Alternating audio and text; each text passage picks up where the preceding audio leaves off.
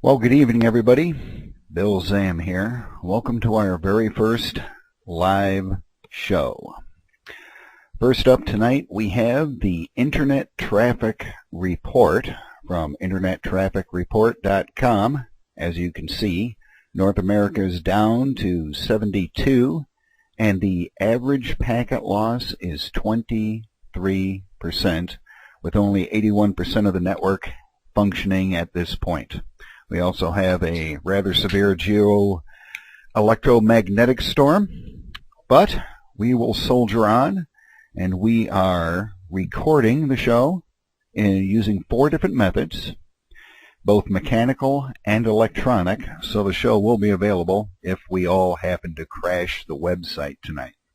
Our show is brought to you by the Small Company Moving Guide. We're seeing a lot more articles about people that are moving out of the cities and they are taking their families with them, and they are just basically hightailing it because everybody's really starting to get nervous about what's going on. And a lot of times there are small business owners and they have to pack up their business and move them too, and you can't just throw all of your business materials into a tote box and throw it in your car. That's why you need a publication like the Small Company Moving Guide.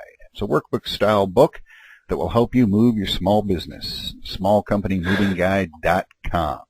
And now I'd like to welcome our special guest, our very first guest, here and surrounded by people that don't participate, Mr. Clif. Hi. Clif, welcome to the show.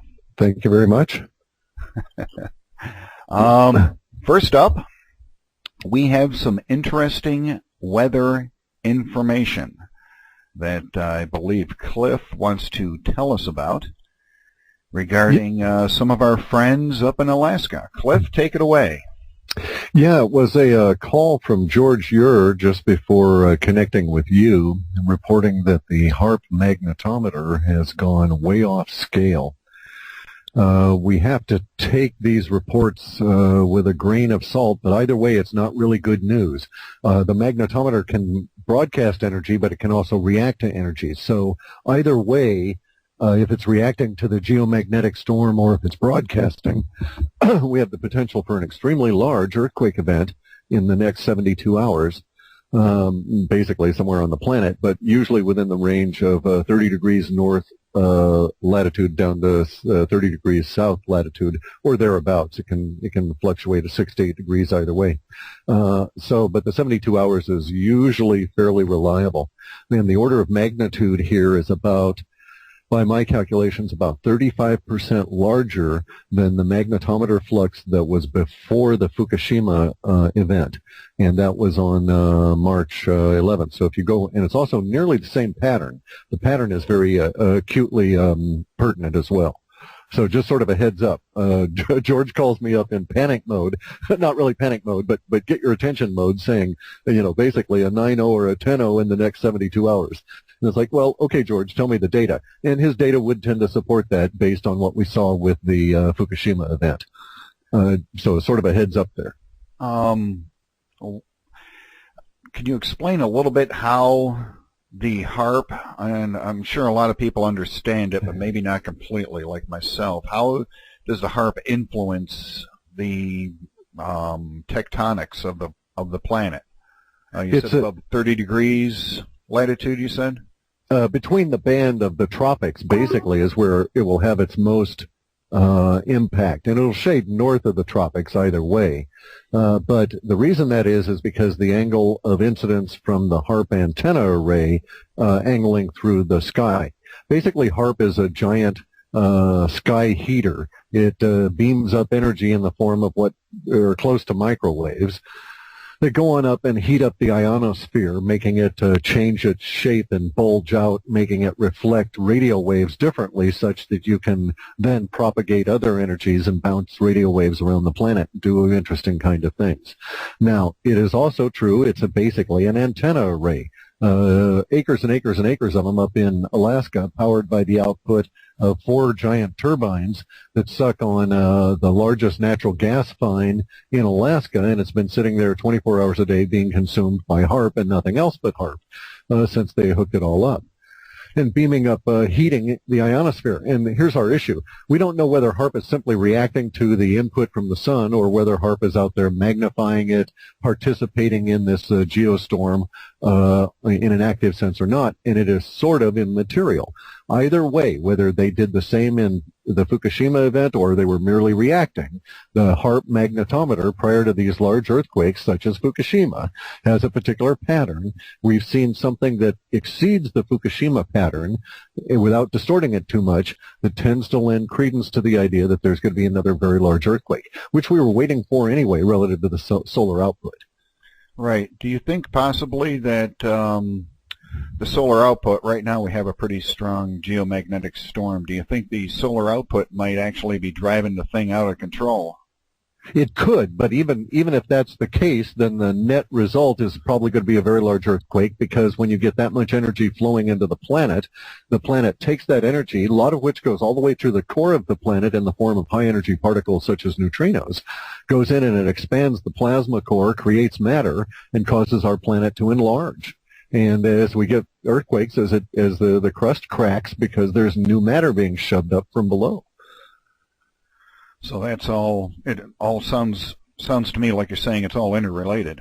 Correct. We can't, from our perspective, without going on up and seeing whether the switch is turned to active humming mode or simply turned off, we can't really tell whether HAARP is merely participating or reporting, because any antenna can work both ways, right, can broadcast with it or receive. And it basically, in this case, it doesn't really matter much. A ton of energy is coming into the planet. Usually when those events occur, we have very large earthquakes within a short period, say from 1 day to 5 days out. Now, there's some people that think that the HAARP can also affect the weather. Oh, I'm certain of that. That's a crude application of it. And it does so simply by, again, heating the atmosphere and distorting its shape such that, imagine a heat beam from a hot air gun. It wouldn't be hot air, but a hot air gun aimed at a particular spot in a foggy area of your yard. You're going to clear out that area. Fog will not be there. So they can do that with HAARP just by aiming HAARP in a particular area. They can keep moisture away from there, which I think was done over the summer, over the middle part of the United States. I think the heat dome was a deliberate attempt on the part of the people that run HAARP to try and keep the Fukushima radiation from the middle part of the country. Uh-huh. It was unsuccessful, but it basically caused a concentration in my area up here in the Pacific Northwest, and then also as far east as Boston along the coast. But then once the dome collapsed, the radiation was swept in pretty much instantly anyway, so I don't know if it was worth the effort. Yeah. Now, obviously, everybody knows that we had the big snowstorm in the Northeast this past week. We still have 2 million people without power up there. It's October, the leaves are still on the trees and everything. Kids are still playing soccer and whatnot. Now, do you think that this is part of the ice age that we were talking about the last time that I interviewed you? Because I remember you were talking about an ice age coming. Yep. And in fact, I have somewhere on my server here an image of the coming winter United States map. While you're talking about that, I will bring that up so the viewers can see what we're talking about here. Yeah, I believe that this event that occurred was part of a changing weather patterns on our Earth, and we've had a breakdown in a pattern that has held for perhaps 120, 130 years.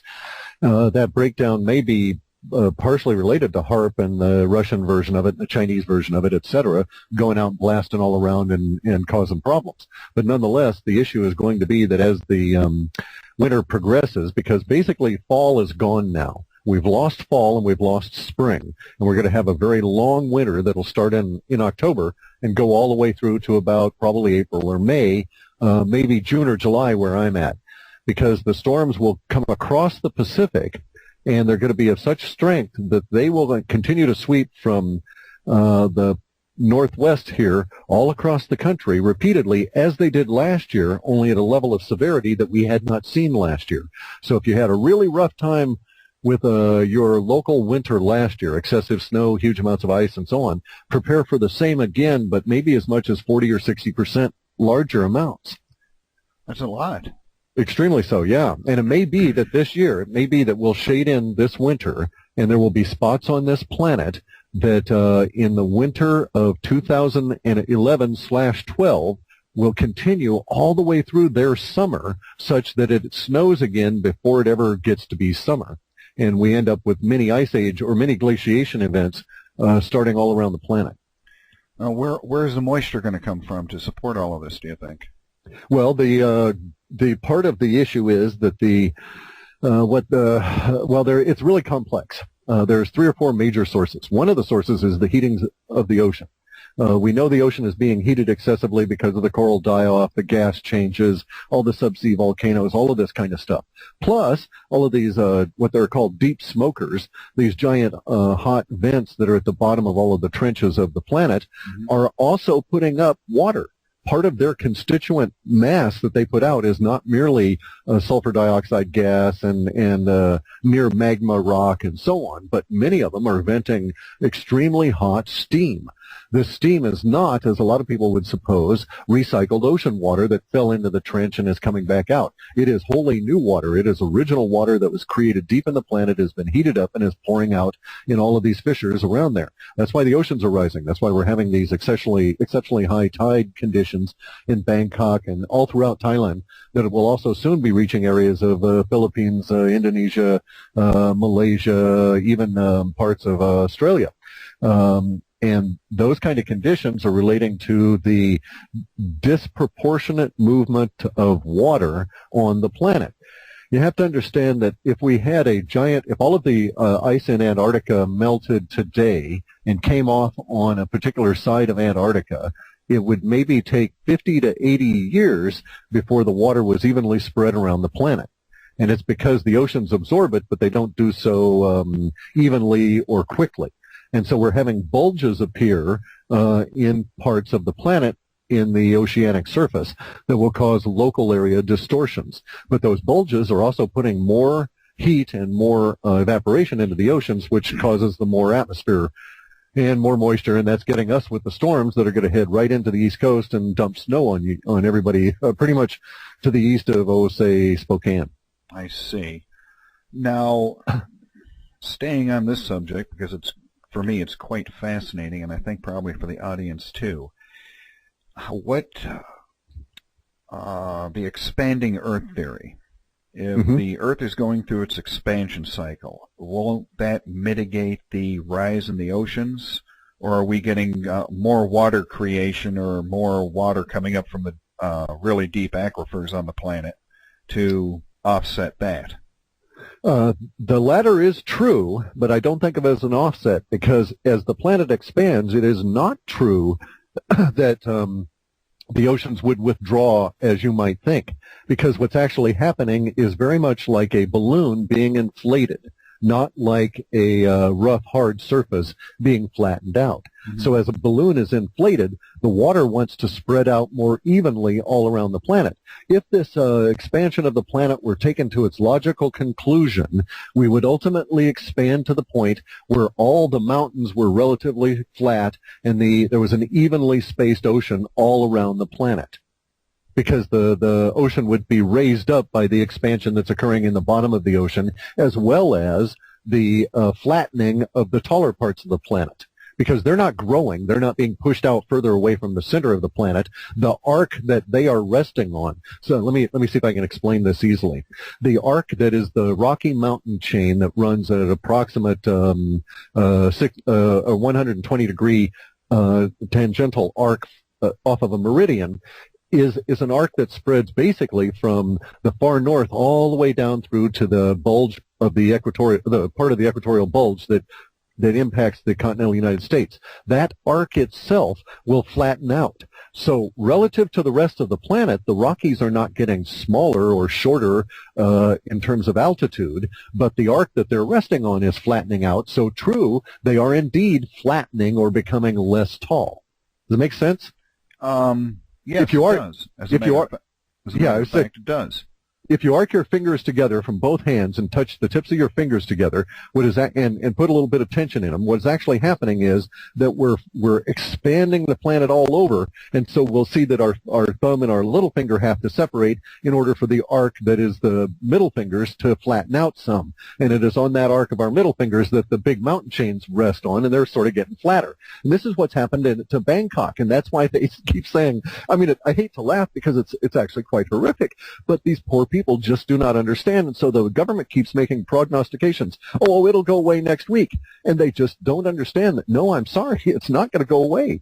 We may have a lower level of flooding as we get into winter, but they're basically in a situation where their country is flattening out, and it was very flat to begin with. Very soon we'll see effects similar, by the way, in places like Florida. Yeah, I understand exactly. I've got my eyes closed and I'm picturing it in my mind, and I can see exactly what you're saying. So basically, we've got Venice in Bangkok now. Correct. So they're just basically going to sink. Now, I'm wondering, and this is a very, very handy segue to another subject. How is this going to affect everything financially, with all of this, all of these storms and this ice age and this flooding and everything else going on? How is this going to affect the planet financially? Because we've got the little hoop-de-hoo they got going in Greece today. That's we might be off a little bit on the timing, but it appears that we might be right on the cusp of the big financial meltdown that the Webbot's been talking about. And I think we have a real shot at meeting our 22 hours of very intense release language on the 8th of November, probably relating to Greece. But the weather affecting the economy as a whole, we've got to look at what's going on right now with this MF bankruptcy and the derivatives. A component to that is already being propagated by the weather. Part of the reason that this company is failing is having to do with a ripple effect from what's going on in Thailand. As all these factories shut down for all these various Japanese and other high-tech manufacturers that are in turn rippling throughout the planet because nobody can get parts, because the manufacturing in Bangkok is all flooded out. And even if it's not flooded out, many times now the transportation is. And so we're seeing that ripple effect instantly, almost. I mean, it's taken it about 20 days, but it's going to be even a greater degree as we go forward here. Now, how long is this going to take for it to get out into the public? Because, you know, we know about it here, we're talking about it, but you don't see that on the news. I don't watch the news anyways, but you would think that people that I know would talk about it if it was on the news. Why isn't anybody talking about this? Why is this going to be like a big giant surprise? And oops, guess what, folks? Let me ask this: you ever go outside and see those airplanes spraying the trails in the sky? Well, hell yes, everybody does. I've got videos of it. Why isn't that on the news? That's why nobody talks about it, because it's not on the news. You answered the question. No one's talking about the expansion of the Earth or any of the other really cool things that are going on because it's not in the mainstream. And if you take all of your news from the mainstream, you're restricted to what the mind control experts want you to understand, and that's it. So what happens when people start figuring this stuff out? They don't listen to the mainstream anymore, and we start seeing cable companies collapse and major news systems collapse and financial systems collapse. And I guess that's where we're at right now. Let's talk about the big internet shutdown on the, what is it, the 9th? For supposedly 3 minutes? Yeah. I've heard rumors about that, and folks, I have to say that I have not been able to substantiate the rumors. What I have heard, and I'm sure Clif has and everybody that's listening, is that on the 9th at, I believe it's 1 p.m. Central, and I don't know why they keep using the Central Time, but they are saying that not only are they going to be doing the national emergency broadcast on every radio, every cable, every television, and supposedly even on your cell phones, they're supposedly also going to do this on the Internet. In other words, shut down the Internet for 3 minutes to do their little emergency test. which seems to me like it would affect the financial markets probably a lot if people are doing anything online that requires money. Well, it's going to be a huge hit just to those companies like Amazon and everybody that literally track the amount of sales dollars in revenue per minute streaming in.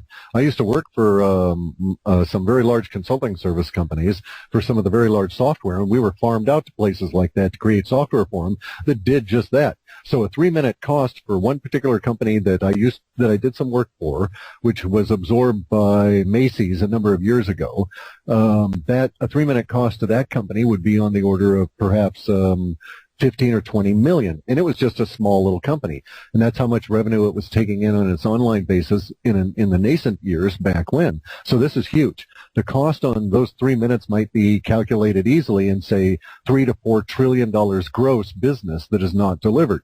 Now, the expectation is that the business is not lost; it is merely deferred, and that's how the government sold this. But let me also point something out. Cell phones run on the internet. If you don't have the internet, cell phones don't work because they're a packet system, and their entire control structure is through SCADA and through internet control. So in order to shut down the cell system or to have access to control it, you basically have to have 100% control of the internet if you want to assure at a government level that you've reached all of those particular cell towers and control systems. I mean, I used to work in telephony, and it gets really complex, and I don't want to get into the nuance of it all, but basically, they've got to have one in order to get the other because the two are so closely joined. And should the internet ever fail in mass, it'll take out the cell phone systems with it. It's only a matter of the number of repeaters and how often the packets get through before they throw into an error mode and they shut down. So I think that the government is doing something that is very, very, very risky, because now while the internet in the ARPA days and DARPA before that was designed to be robust and a communication system that its whole goal was to survive a nuclear attack, I am personally, having come through the technology business, a little on the concerned side that when they throw the switch to turn it back on, they may get a few unexpected surprises. It may not turn back on as they expect. That's exactly what I'm worried about. I mean, folks, those of us that know how the internet works, it's designed to be redundant so that you can't do this type of thing. And I just don't see how, first of all, they're going to be able to do it, and I don't see how they're going to be able to turn the damn thing back on in a timely manner. The turning it back on in a timely manner is the issue. I used to work at the core level of the telephony companies back when software was first being developed for them, and they led the way for the rest of the other industries.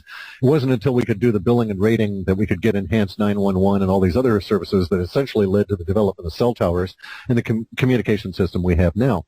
And that original SS7 software was developed out here in Lacey, and I participated on that project. But all of that aside, what they plan on doing is going at it through the trunk lines. I won't mention the names of the cities because it would make them terrorist targets and all of that kind of stuff, but there's basically only a few spots in North America where all of the trunk traffic goes through, and these are the old remnants of the Ma Bell system that hang about still in a few strategic spots. And that's my concern, is that I know what it takes to actually fire those machines back up again, and the cycle is longer than 3 minutes. So I'm questioning what the mechanism is going to be that will allow them to, quote, turn it off for that period of time, because if they actually shut down the machinery at these core areas, the cycling will be about 24 hours. Yeah, that's exactly what I was thinking, and that's not entirely good news. That's not good news for anybody. But the question comes back to why in the heck would they do something like that? Because I can't believe these people are that stupid that they wouldn't realize that this is what's going to happen. I just can't believe that. I can't accept that.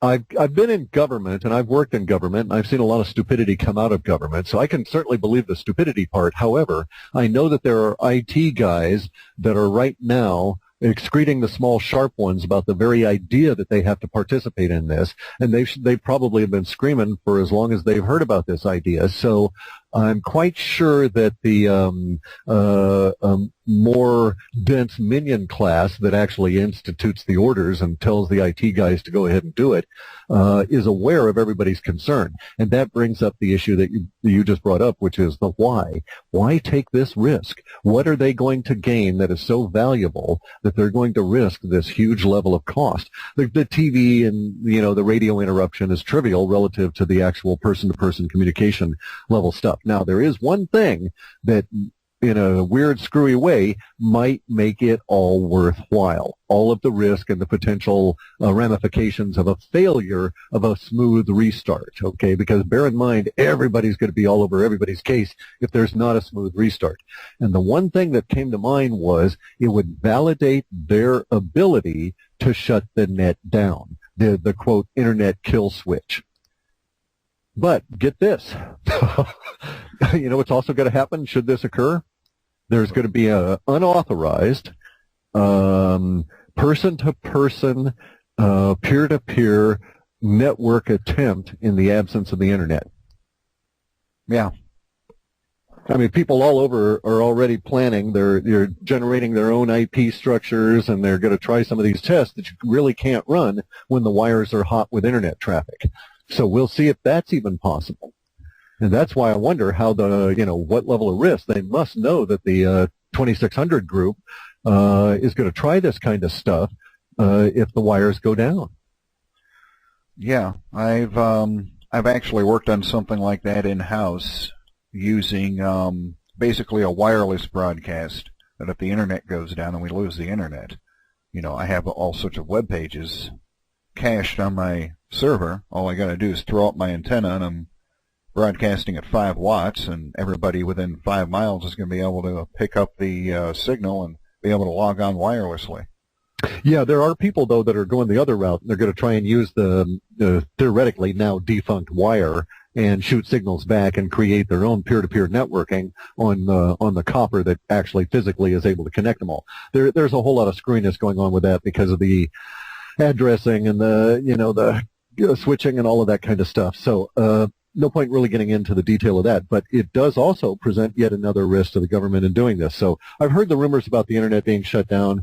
If they'd actually said we're going to shut it down on this particular day and came on out and told everybody way ahead of time in an official announcement, then I would think there's some more credence to it. But they may indeed think that they can get away with it for 3 minutes, because would you think that your individual connection, if it was only for 3 minutes, was down, or would you think the whole internet was down? Personally, personal internet connection goes down frequently, so I would just assume that, time to go bake a pie.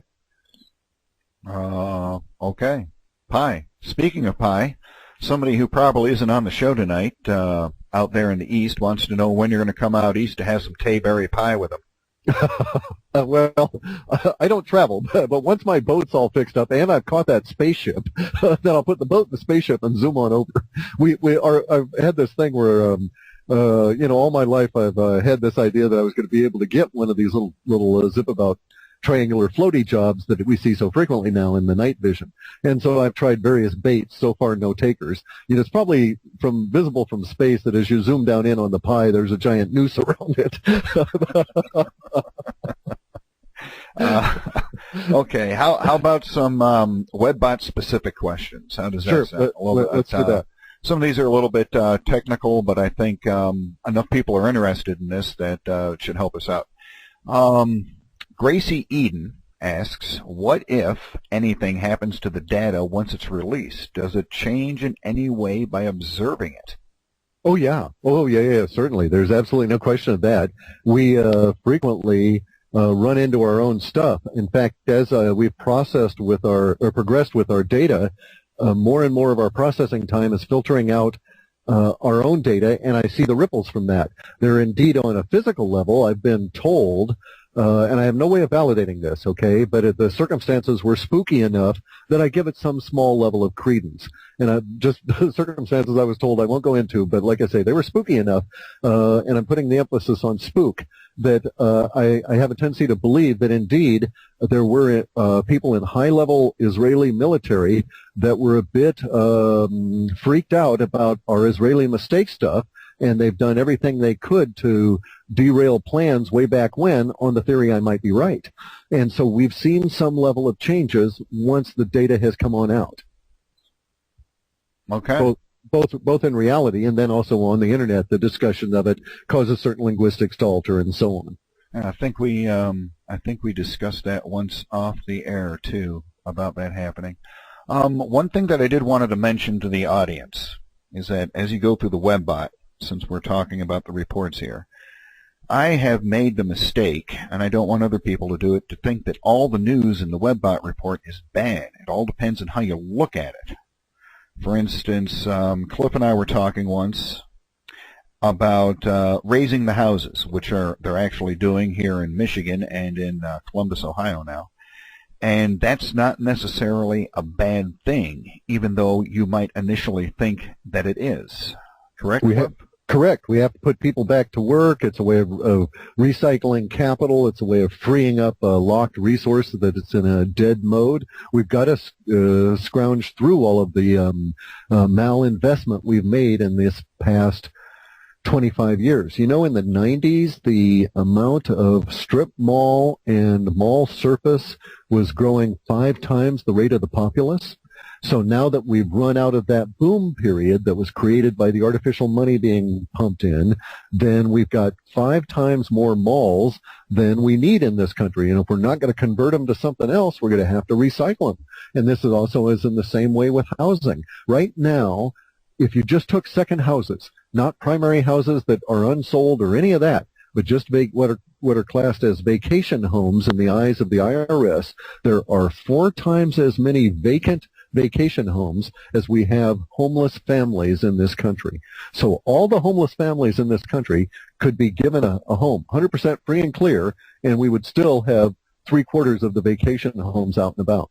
That's how much overbuilt we are. And that says nothing with the huge amount of overbuilt mega mansions that we won't be able to, well, especially in the coming winter, afford to heat and keep up and running. Wait till they start doing this in California. I know of subdivisions in California that are larger than 2,500 units without a single person living in them. They're surrounded by fences and patrolled by security guards to keep things from happening to them. But sooner or later, someone's going to say, you know, even the 40 or 50,000 a year for a security guard is too much. Let's just knock them down and recover what we can. Yeah, pull the copper out, recycle the wood and whatnot, and build something new in its place. Yep. Because you got to figure when, if they do, the way I started looking at it is if they do tear down the houses, when people are in a position where they can purchase houses again, somebody's got to build those houses, and the construction industry drives an awful lot of our economy. That was a statement made in 1937 by a famous critic of the Federal Reserve that said that the Federal Reserve will continue to crash our economy until it is possible, or until they have the ability to rein in the construction industry. And the guy also made the observation that the last greatest boom would be a construction boom that would lead us all to the pits of hell. And isn't he right? And also, another thing that they were discussing in the 30s about this construction boom that would be the end of the contractive winter was that it would take 60 years to recover from. That's a long time. Well, in a standard course of events, that's what a contractive winter would get us. Now, what's going to really happen to us, though, I wonder if indeed any of that will happen relative to the global economy if we as a species are driven about by the ferocity of the weather that we're going to be dealing with over these next few years, which might stretch out, say, even to 20 years, or a mini ice age that might go 100 years. So we can imagine that what's going to happen in 5 years if we get to a situation where there are big areas of the middle part of the U.S. stretching all the way up into Canada where the snow simply does not melt, even in the middle of what's called summer. I see. I am looking over the questions here that people have submitted. We have one question from Q Tracer. He's in the chat area right now, as all of our listeners are attempting to crash the chat tonight. He wants to know what happens to all of our debt when the dollar crashes. It disappears. It's a figment of your imagination as it is in any event. It is truly an abstraction that does not exist. When the debt disappears, the planet is unchanged. There won't be a single butterfly disturbed or a single leaf on a tree disturbed. Not a single berry will fall from a plant or an apple disappear. None of the worms will care, but it'll take a huge load off our backs. But our problem then is, where do we go from there? This is why we face a very terrible it's a chasm. It is something we have to figure out how to overcome. If we do not prepare ourselves, our civilization will hurl itself into this chasm because it is so used to living in a debt structure that it will do anything, including going to some kind of Adolf Hitler megalomaniac totalitarian regime, in order to get a debt structure reestablished where people feel reasonably comfortable. On the other hand, there are alternatives if we're smart about it. But we're right at that point where the alternatives will be coming out of the woods over the next couple of years, and we'll have to really grab on them, or we're going to have to go and dig them out. I'm unsure as to how it'll happen. So you think we're, pardon me, so you think we're heading towards the Cloward and Piven solution? That is the forecast from every economic writer since the Stalin forced these great thinkers in Russia, Kondratiev among them, to do analyses of business cycles and money cycles. I believe we're headed to the solution that comes, that basically goes to chaos, because we don't have anything in place to smooth the interactions, and then once the chaos erupts, then the control freaks will say, aha, give us all of your liberty and your freedom and let us kill a lot of you, who will make the rest of you safe. Okay, I understand that. Now, there are alternatives, and they will not be able to make us safe, nor will they be able to overcome what's going to occur here, because we're at a juxtaposition of not only the Kondratiev winter economically, but the beginning of the mother of all winters that might last hundreds of years, that will shift our populace the way that the Mongolian hordes were shifted into Europe by the changing weather that they faced. Okay, that brings us up to the next obvious question that I'm sure everybody wants to hear your opinion on, now that it has either picked up steam or is petering out, depending on how you look at it, and that's the Occupy movement. Now, the last time we talked was right after the report came out, and we were talking about violence and somebody getting decapitated and whatnot, and one of the listeners wanted to know if the violence that occurred out in Oakland, with the former, I think he was a retired Marine, I'm not sure. Yeah. Is that, do you think, what that report was indicating? And do you think that this Occupy Wall Street movement, do you think this is going to evolve into some kind of self-organized collective? Or, I mean, what the heck do you think was happening with that? Because this is just the strangest darn thing I've ever seen. They're protesting Wall Street. They got $500,000 in the bank. I know, but the two are not incongruous at all. They seem that way if you've got normalcy bias. But let's go back to the decapitation thing. We've had it's a wide meme, which I hate to say that. I hate to have to voice that, because it means there will be further incidents of this, right? But the language is about 18% fulfilled overall. And we had a first instance of a near capitation of a guy getting his head banged into a fender by a cop in New York. Now we've had the Marine in Oakland, and yes, indeed, the language around the Marine fit into some big slots there. So it was a key temporal marker in this event. But again, I think it will continue. I think we're due for more violence. I don't know that the decapitation thing will continue to be focused on participants in the Occupy movement. And also, by the way, it's a small hiatus in some areas, but it's a regrouping. Bear in mind that before the revolution, before Valley Forge, was the terrible winter, and that, having to struggle for months and months just to survive before they got everything together in order to attack. You don't have major social upheavals that start and go full steam until they achieve their goal and shut down, that are not organized. So when you see these color revolutions that fire off on a Monday and the guy is deposed by Friday and there's no hiatus in between at all, and it's the same level of intensity, that was an organized event. But the real kind of revolutionary fervor takes years. If we look at what happened in the 1700s, we were talking about a span of about 21 years before the United States became a country. Yeah. And that was most of that occurred before any fighting.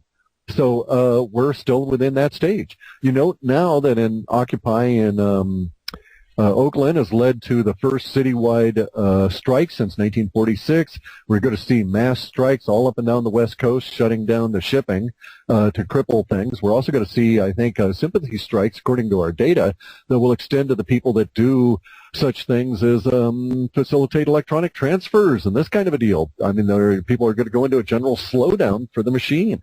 But we've also got now the violence is coming out. However, we're getting a very stiff resistance in along the West Coast because we've got the Occupy groups are armed. I mean, I wouldn't want to go down and mess with the Occupy people that are in the middle of Olympia. We've got about 300 to 500 individuals down there at any given time, and they're a pretty raspy lot. And they got guns. Well, it's out west here. You got to make that assumption. Yeah. Yeah. You got that. Actually, somebody in the chat just asked a question that looks like it's related to it. Do you think that this is the approaching W2TF moment that was in the previous report? Yes, I do. I think we're getting to a coalescence, a coagulation, as the data usually describes it, of events that will probably hit us on 11/11/11, just for synchronicity, if for no other reason. But I still think the 8th is going to be the key release day, and after that release language, then all of this stuff's going to start coming together in basically a headlong rush into the future. And it is us that control that. We got to keep that in mind. That's spooky stuff there. One thing about the Webbot report, and I think this might help us in this while we're on this train of thought. Do the bots themselves, the ones that you send out from all the servers, do they isolate countries or geographical areas so that you can focus the algorithms on any one country? Or does it just like see the like a global consciousness as opposed to a regional consciousness? It's divided, you're correct, but it's not geopolitical. It's divided by languages. So what I do is we actually key in on which multi-byte character set you're using within that display in order to figure out what language you're using. Makes sense? There's international standards within the multi-byte character sets that, you know, this character is this, or right. This number is this character in this language, and when we know what that character is, we can deduce what language it is, and that's how we isolate. So for us, it doesn't matter if you're Russian speaking Russian in Brooklyn or if you're Russian speaking Russian in Kiev. If you get on the internet and the bot happens to catch you, it will isolate you first by the language before anything else. And then if you happen to mention geographic indicators, it will take that into consideration. But if you're, speaking Russian, по-русски, speaking in Brooklyn, you may do so, and we may never know that you're in fact in Brooklyn, and it's actually immaterial. Oh, okay. I understand. Hopefully the audience understands that, but I understand where you're going with that. Somebody else asked a question, and I don't have it on the screen, so I'm going to go from memory. We know that you use several servers to send the bots out from. When the bots come back with their information, are they compared for? Do they average out when you're creating a report? Do you take everything from across all the servers and then average out the responses that you're getting? I understand what you're saying. It's much more complex than that. It is a weighted system. This is a derivation of fuzzy set logic, which is a derivation of set theory.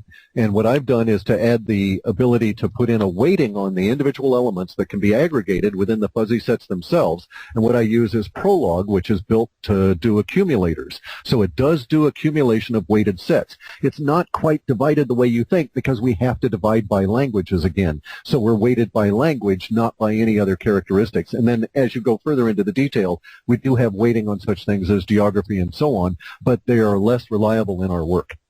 Sort of makes sense? Yeah, that makes sense. That makes sense all over the place. Maybe it's because I'm involved with computers that I understand it. Hopefully the audience members understand it too. I mean, folks in the audience have obviously been following the Webbot for a while, so they have a pretty good working knowledge of it. And also, let me just address the issue of the servers. Yeah, go ahead. Go ahead. Take as much time as you want. Yeah, I've got my guy there, Igor, and he sits there and he runs this large server array. And we used to operate off of a bunch of 386 boxes, and we've gotten a little bit more sophisticated. We even have a small Citrix array for our data storage, and a few terabytes and stuff. Nothing really huge, but we've got 7 major gathering machines that are multi-core or multi-processor. And so they're technically, if you wanted to look at it, we might actually be running like 14 or 15 servers that do the input. But they are set out on specific tasks. So for instance, if we got the same kind of data coming in from several languages that were Eastern European in origin, and the same archetype showing up in Malaysian language, and then also what little Chinese we can get, and then that same archetype showing up in English, then what we do is we take the emotional weighting of the intensity of each of those languages to create our 100%, but recognize the individual weighting by proportion. So we'll always have more English speakers just because we're gathering more English language. But that doesn't mean that the English language is driving the output. Make sense? Yes. Okay. Yes, it does. All right. Okay. So let me make sure I'm getting this straight, that the majority of the input that you're getting is in English, but the rest of the languages also combine to the whole. Correct. And the report. English is only predominant simply because that was the first language of the Internet. Right. That's what a lot of people speak. I mean, it's what's standard in the airline industry. Yeah. Yeah, it offers a level of precision, and having studied languages for a number of years and various different kinds of language, English is like sort of right in the middle. It offers the precision of German almost. It offers the expressiveness of French almost, Italian almost, et cetera, et cetera. So it really is a good common denominator for all the languages, and for us as well, being the language of the technocracy, we had to start with that.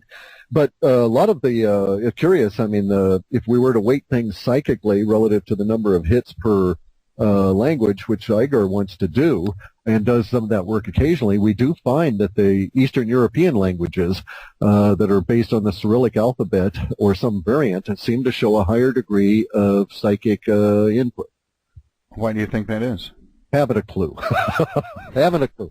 I mean, darn. Yeah, no, national character. I mean, I lived in Germany, and the Germans take their national soul from the dark forest, from the Black Forest, right? And so it is the national character of these people that face these kind of conditions in Eastern Europe and in Northern Russia and so forth to be indwelling, and I think that points to it. That it has something to do with that character that is indwelling. It may be related to the language, but itself, the language construct itself may be more conducive to that kind of thinking. I can't make that determination yet. Okay. Good enough. Let's switch gears a little bit here, because we have a question that came in from Q Dillon a while ago before we started the show that I'm looking it over, and I think it's interesting to me, and it's my show, so I'm going to go ahead and ask the question. Sounds good. Clif mentions in the Space Goat Fart section of the last report that there will be an increase in secrets revealed among members of the space industry and others. Does he think there will be a sufficient amount of information released as to shift society's view of UFOs, extraterrestrial forces, towards general acceptance and recognition soon? Boy, there's a lot of ambiguous words in there. I would agree with the general question that, yes, I think that this is occurring. Soon is a very ambiguous term. You know, to me it might mean 5 days, no, it's not going to happen in the next 5 days. If you're talking soon, months from now, well, there's a real possibility, and we've got something coming up in March where we have a huge peak in building tension that goes into release language, and then that release language goes all the way through the rest of 2012. So I would say that if there ever was a state of emotional support for that kind of a view, it would be at that kind of a time frame, not necessarily 2011. But certainly I think we're moving that way. The problem for us is almost one of mathematics. We have to look at the amount of energy that's been put into ridiculing the whole subject by the powers that be and all of the mind control stuff they've done for 60-plus years against the amount of energy it takes for some individuals to shed their point of view and accept a new reality. And so until we get across that threshold, we're actually fighting the losing battle. Now, I think it has actually turned, and the ridicule side is fighting a losing battle and will not be able to maintain it. But how, if they were to stop their efforts tomorrow, then I would agree that we might see something 5 or 10 days from now. But until they stop the efforts and allow the media to just come on out and talk about this stuff and so on, it's one of those things that we discussed earlier. It's not on the media, so we're not talking about it. Yeah. I wish that was not the case, but it is. However, okay. The data has brought up, and that's why we keep it and relegate it to the space coast parts area, is because it's under these big areas of unknown. We have a continuing growth pattern that shows that the stresses on our society are so real and so severe that the nasty bastards that have been hiding all of this from us for centuries in Rome and in this country, housed in Maryland somewhere, will be broken into the way that a bear might break into a hive to get at the honey. Now, these people, the data has always shown that the riots are based on economic conditions and people starving and needing food and resources. And it is a side issue that we get these releases of secrets revealed. And we're very close. We've crossed 2 recent temporal markers I won't go into that suggest that we're within a few months. And then once again, I'm pointing towards March, towards those conditions, because March would also fit. If the situation progresses as we're thinking it will, then the food shortages of this winter will get quite severe. Millions more will be unemployed. Millions more will be in the situation of being technically homeless or foreclosed on, even though the banks won't be able to force them out because there'll just be too many people. But there will be a huge level of suffering that will lead to a great level of discontent that will express itself within this country simultaneously with what's going on in Europe. And again, it all points towards the building tension peaking in March of next year. And that would fit with the weather. That's probably about when the weather will get tolerable to the point where you can get outside and do a little bit of hell raising. Yeah. Yeah, except in the southern states where presumably it'll be a little bit warmer. Again, we don't know.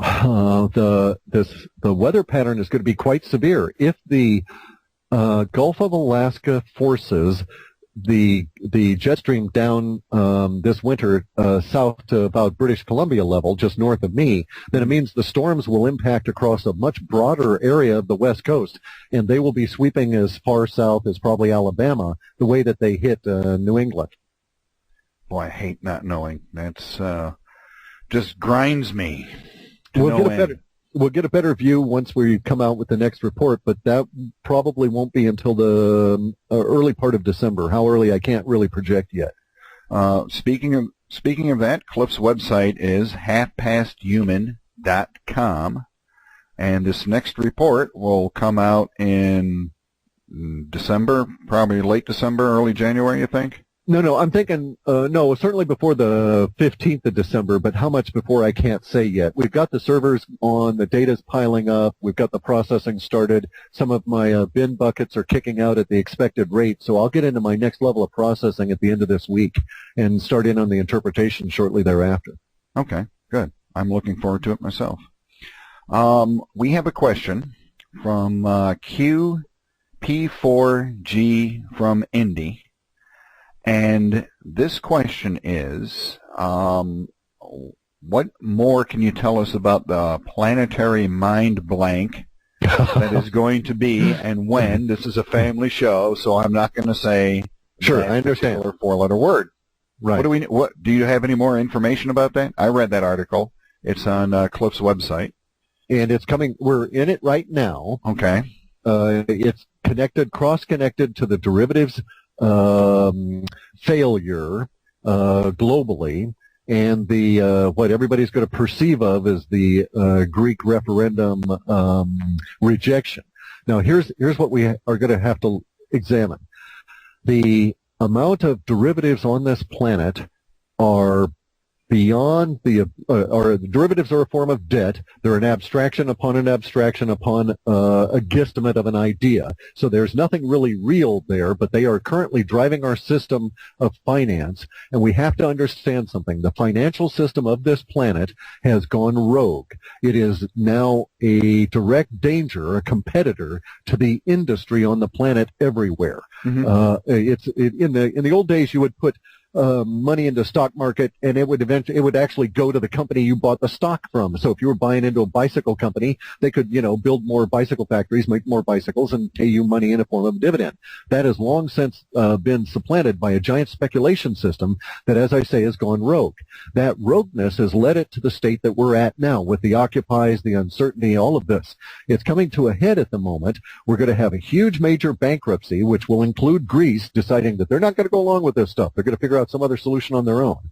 But at the same time, the derivatives mess is going to disappear around us. I don't know whether it'll implode or explode or melt down, and I don't really want to use all those terms because I'm not sure how it's going to self-destruct, but it is in the process of doing so. When that occurs, the powers that be face a horrific, terrible situation. If they allow that to continue without putting energy into the situation, it will lead directly to mass lynchings of minions and powers that be, bankers at all, as the system comes unglued. So the powers that be will take the logical step of doing the same kind of stuff that they did in 9/11, which was to create an illusion that bad guys are somehow attacking us and that we have to. Don't look at what's going on in the left hand over here as all of your life savings disappear as the dollar dies and all of this other stuff occurs. But look at what's going on in the right hand over here as we tell you to be afraid of what we're holding in this right hand and be prepared to deal with it. And that is this planetary illusion game that these guys are playing. Now, Buckminster Fuller called it a grunch. Okay, a generalized, undetected cash heist. And that's what is occurring as well as the meltdown of the system. So they're going to engineer something. Now, getting back to the beginning of the show and the HAARP discussion, one of the ways you could distract us all would be to have a giant mega earthquake start off in the middle of or at the beginning of a very horrific winter that causes huge damage to the country and can't be blamed on the meltdown of the financial system. So it would make sense that they would do that. I've been asked, and my feeling is, given the emotional weighting that we've got in our sets, it's only a guesstimate on my part, is that there is about one of three things that spring to mind that would be able to shift the emotional weighting or the emotional energy involved in what's going on in the economic meltdown globally. Bear in mind it is global as the dollar dies. Right. And so what they're going to have to do is they're going to have an earthquake of actual unprecedented, never before seen magnitude that causes damage that is so horrific it is the fundamental equivalent of having gone through a world war so that you can start all over and rebuild clean. And of course it'll wipe off all the derivatives, but no one will care because everybody will be struggling to survive. They could do it with an earthquake. They could do it with World War III. They could do it with space aliens appearing and or space alien invasion, but I don't think they could actually do it with a false flag nuke attack or something along these lines. It just would not generate the emotional energy required anymore. And so they're really in a world of hurt, and I don't feel sorry for them, but I do understand their position, and there are two other alternatives. They're just too stupid to figure them out. And if they, if any of these minions ever wanted to contact me, I'd be quite happy to point out to them how they can get out of this fiasco without getting involved and getting lynched. But we're facing that precipice, and it's within months. When we hit this winter, officially it's December, the solstice in December 21, mm-hmm. But our real winter, the winter of our disconnect and discontent, is going to be striking everybody in the northern hemisphere probably on November 8th. And so a mere 8 days from now, we're going to be going into what in hindsight will be revealed to be the Kondrativ winter of the economics and all of this sort of thing. And I think calmness and a lot of pies and naps will help out, but personally, I'm going to try and stay out of it. I'm not going to get involved. I'm going to try and remove my emotions from the situation. Okay, what should people look for to identify this starting, so they can say, okay, what Clif was talking about is starting right now. Let's take some preemptive action. Let's get out of town. Let's stay in the house. Let's make sure that we have supplies set in. Let's get our money out of the bank. I didn't say that. Right. But what should they look for? Specifically, what do you think is going to be the derivatives that we can point to? Yeah, the derivatives are melting down will melt down at a reasonably projectable rate, and we just need to know a range of them in order to know when the powers that be will be forced to take action. So what you're going to want to look for is the beginning of any kind of a follow-on or a crashcade kind of an effect, where you have a report of one derivative company like today melting down, and then tomorrow we get a report of, oh, 2 more are gone, and then the day after that there's 3 more, and we start building up in what will basically be some kind of the view of a Fibonacci sequence. A growth pattern will emerge. Once you start seeing that the growth pattern has emerged within the derivatives, then you'll know that the growth pattern is pushing on the minions, and they will be within mere days of having to react. Now, once they decide to react, you'll know instantly. I mean, it'll be like a Katrina-style slap in the face if it's an earthquake, and there won't be any preparations for it. You won't be able to get out of town because your town will be bouncing all around you, that kind of thing. If it's going to be, it'll be sudden. They'll have to have that sudden surprise to get that jolt of energy shift that is required. So there's no real point in saying, we're going to wait for this. If it manifests, that they're going to do this illusion, this grunge game, then they will do it very suddenly. It will be violent enough to grab your attention and to hold everybody's attention for some considerable period of time. Otherwise, it won't work at all. In other words, the amount of energy required to cover the huge theft of planetary resources in the abstract that is the derivative fiasco leading to the dollar death and everything else will be of such a magnitude that it must control you for at least 5 or 6 months. Unlike 9/11, where they basically shut everything down for a week and then tried to regen the country. There won't be that kind of a deal anymore. Well, what are they going to do with the resources they take?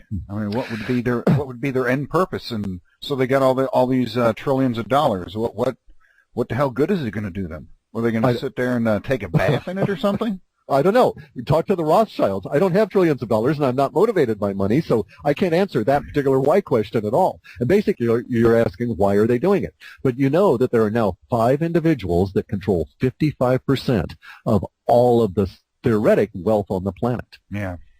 Now, I would beg to differ. If they think they have a claim to the grapes in my backyard, they'd better come on over here and we'll discuss that. But because I'm not going to willingly surrender these things to them. So their claim is an abstraction. And so the Rothschilds and the Rockefellers are as poor as the rest of us decide they shall be.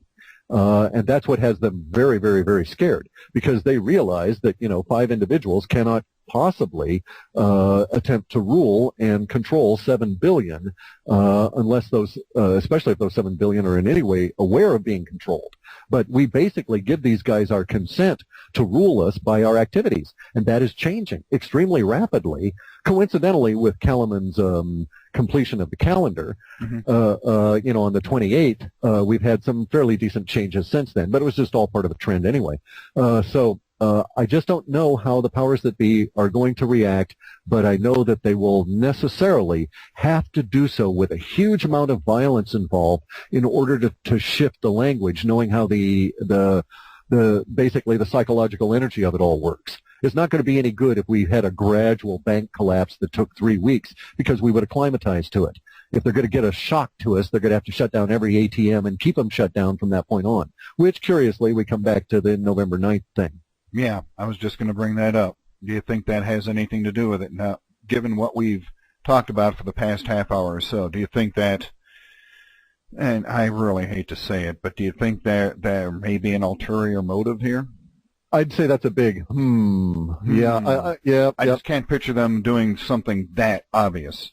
The problem is, of course, that they count on that you cannot picture them being, you cannot picture Ratzinger, the supposed leader of the church there, being a pedophile, and therefore he gets away with it. You cannot picture him being a murderer, therefore he gets away with it. These people are not as us. They do things in plain sight, and they say, this is going to occur, and they look at you and they smile. I mean, Rick Perry is up there as a guy who wants to lead this country, and there is not probably a greater death merchant on the planet today at this minor, low-level, trivial, easily blackmailed level.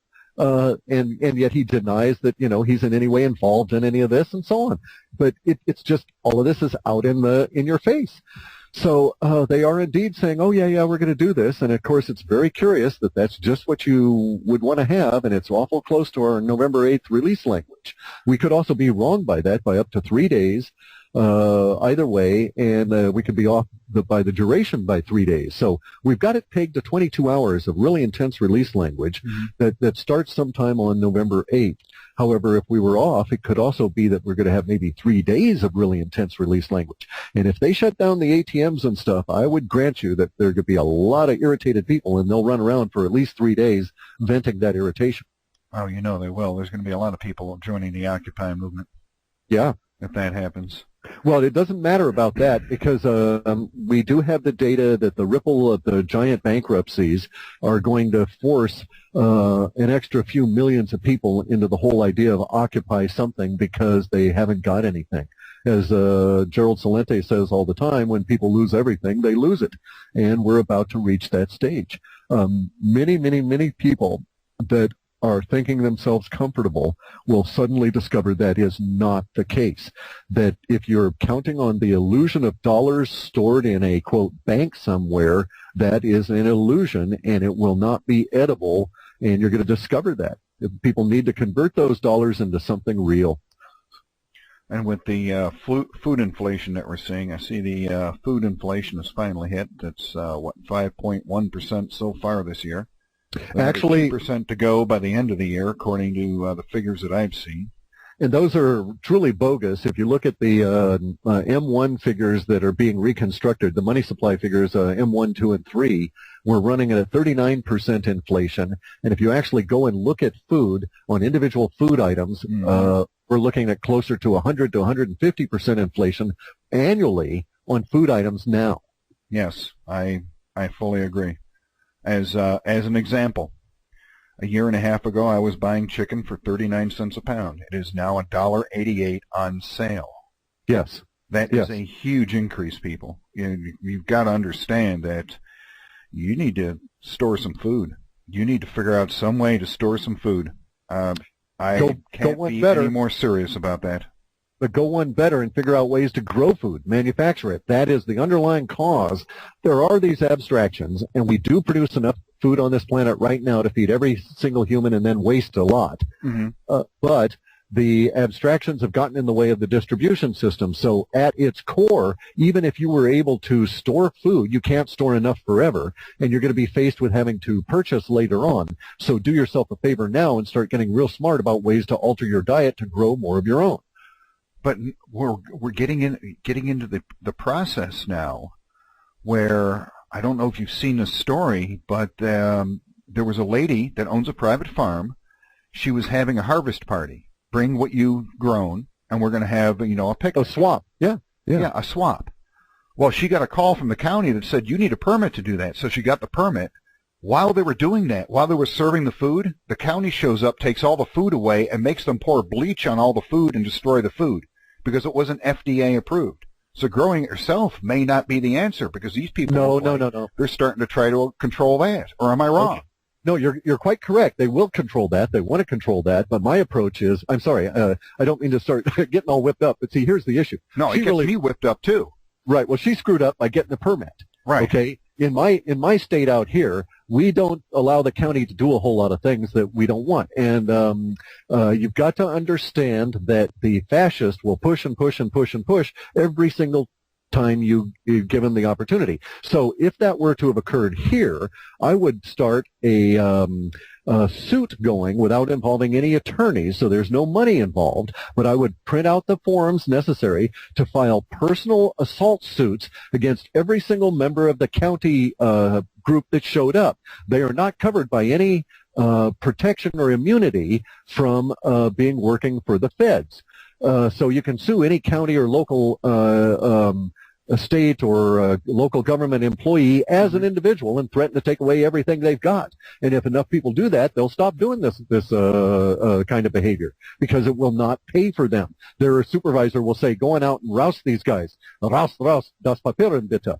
And the little Nazi stooge will say, oh, no. You know, my brother George lost his car in his house when he went on out and busted up that illegal picnic the other day that had that blueberry juice we didn't like.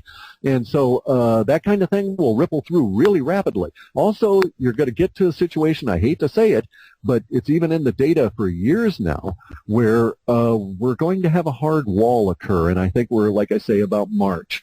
And I think between, say, December and March, you're going to start seeing and if I'll bring this up in a second, but okay, we're going to start seeing law enforcement individuals lose their lives in the service of stupid fascist laws being pushed out by the powers that be, aka the FDA, SEC, and these kinds of individuals. The SEC for a different reason, but the FDA is going to run into some issues where people are going to take an active resistance approach to this. And I don't want to go any further than that. However, I will say that anybody who's in law enforcement and anybody who has a relative of law that's in law enforcement, please have those people check horoscopes from December through March of next year as we go into those transits, and not do anything that is of a nasty or an evil nature when we get into what are known as plutonic windows, when Pluto is active. Right. There just seems to be this weird link up between law enforcement deaths and these plutonic windows. And we're going to have a whole, like I say, we've got a hard wall coming. It's not going to be a Kent State kind of an event. But we will find in our references to it in the literature that we'll write about it references back to Kent State. Right. And that, I think, is maybe the December 2nd, 3rd, 4th, something in there that will start off this really march in the building tension as the populace decides how it is going to deal with the very much afraid government that is like a cornered rat and is going to try and bite and poison and kill us all because they're afraid for their own safety. Now, from Aikido, I know how to approach this, and we should not be violent. We can be firm without being violent, and there is a big difference. But our data does show outbreaks of violence that will be very nasty for law enforcement, and unfortunately, these are not your big beefy law enforcement guys that, you know, are 400 pounds and have to pick up the car to get into it kind of fellow. Those won't be the individuals that will be harmed. No. Yeah, I hate to see that. I have a lot of law enforcement officials that are good friends of mine. We have them in my Aikido class, and I'm always on their case, you know. Those guys, at least I have some both respect and hope for, because they're not likely, being Aikido-ka, to be really nasty fascists, and they'll be resisting of that kind of thing, but they're still put in a very untenable position. Yeah, and I think people need to understand it's not going to be every police officer everywhere that's doing this. I mean, the town that I live in, I just can't see anybody in our local law enforcement even thinking about doing anything like what we're talking about. I just can't. I just don't see it. I know these guys. But obviously it does occur. We've even had people here. We have this in our county, because we do have lots of county laws, especially relating to the environment, because it is so sensitive out here. Right. We have what are known as the noxious weed guys at the county. They hunt down all these weeds that are invasive exotic species. Right. And up north of me, I think it was in Snohomish County or King County, there was an instance where someone came onto a guy's property and was very insistent that these weeds be removed, and the poor fellow took that insistence as a real threat and reacted to that threat, and was then suicided by police when that county official went out running to the police, oh, come and kill this guy, he wouldn't have the weeds removed. And he was shot dead.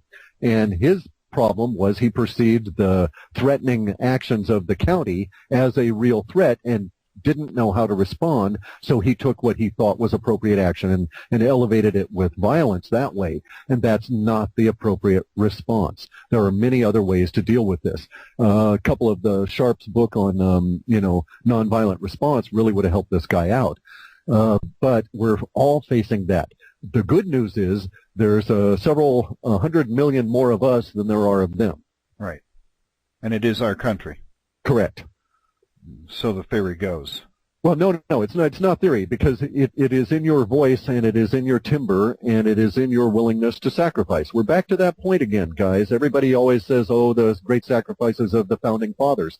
Well, hey, the generation that's in their 20s now, they're 18 to, say, 31. That group is our new founding fathers, and they're going to have to sacrifice. They're going to die in very terrible numbers. I mean, it's not going to be a good situation. There is hope and progress, and we may have a couple of key opportunities to avert a lot of this, but the powers that be want to react violently. They want to insist on that violence occurring, and they'll do everything they can to cause it to occur, and we're right there now. Unfortunately, it is truly a situation of where the system has become the King George of our time. It is the tyrant we must depose. And it does not involve any given individual. Anybody who comes on up to me and says any given individual, Republican or Democrat, is the evil one, doesn't get it. The system is corrupt to its core and needs to be reshaped. That reshaping will cause generations of upheaval that no one really wants to face, but we don't have much choice. The only other option is the abyss of a planetary fascism and the New World Order that will make every Christian's fears seem to be just nice little dreams instead of the ultimate nightmare we're going to have to live. And it's happening now. But look, there's bright spots. Look what happened in Iceland. They had a big firmness with the bankers, Yep. and the bankers are not a problem anymore. Do you think And now Greece might go that route? Do you think Greece might be able to stand up to this, or do you think they're too far gone?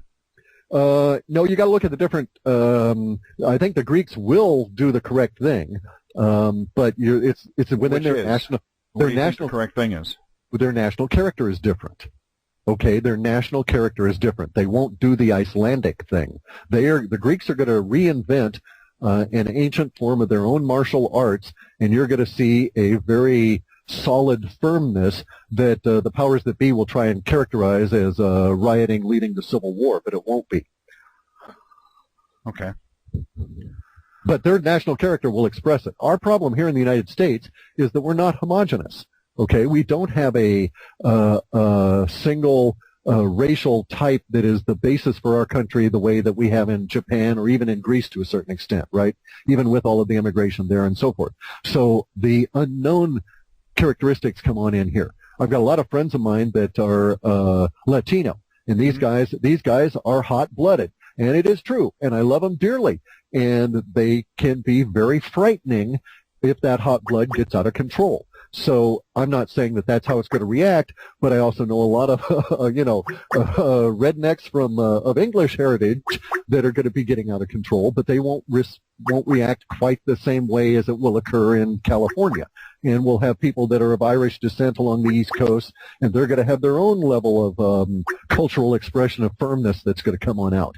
And I think we need to start framing the conversation among all of the woo-woo guys here, because we're facing a truly a life or death struggle that has begun, and the system now recognizes that it is locked in combat and there's no other way out, and it's being really sneaky.